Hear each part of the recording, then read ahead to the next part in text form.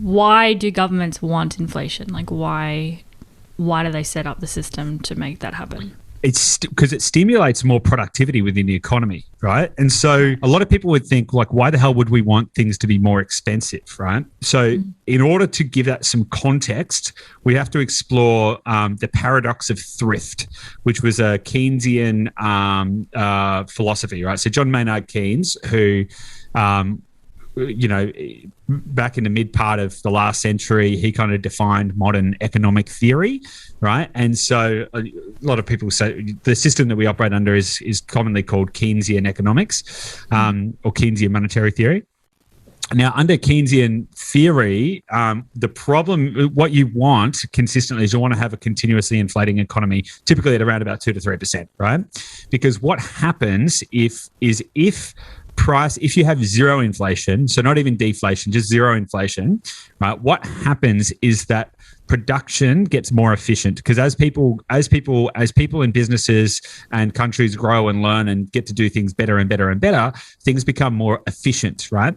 And as they become more efficient, the cost of goods goes down. So in a real sense, the loaf of bread would cost less the next day and not more, or actually not even the same amount, because as productivity increases, the cost of production decreases, and therefore the cost of goods and services decrease as well, right?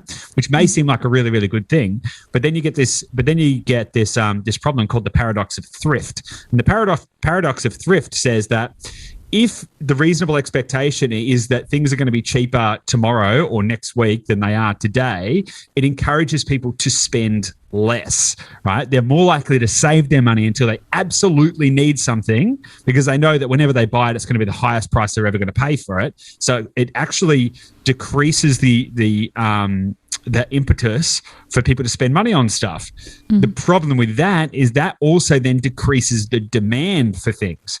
And then as the demand decreases, that means that production decreases, which means that people lose their jobs, which means that, the whole economy starts to fail because there's less taxes, there's less production happening throughout the economy, GDP starts to go down, and all of this kind of stuff, right? So it's real bad, right? So actually, inflation can actually be a good thing, right? And the way to think about that is, if prices are going up, then it encourages people. Obviously, you don't want hyperinflation. We can talk about that a little bit later in the episode, right? But if prices are going up, if you know that, you can buy, I don't know, a BMW. I don't know how much a BMW costs, right? But let's say you can buy a BMW for $100,000 now, and you know that next year a BMW might be $120,000. Well, it's like, okay, you're getting it now for $100,000, and it's worth less than it is going to be in the future.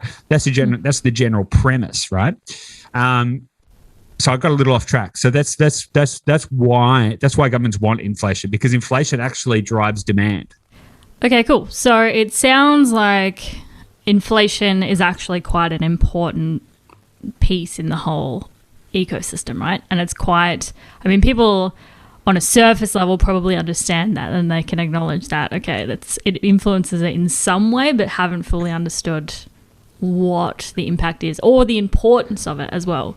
Particularly from a benefit perspective, I think people think of inflation as a consumer. You think of inflation and you might think of it as a negative, because you think about, like you said, the price of bread is gradually going up, rather than the idea of how it is actually fueling the whole economic system and how it's actually a good thing.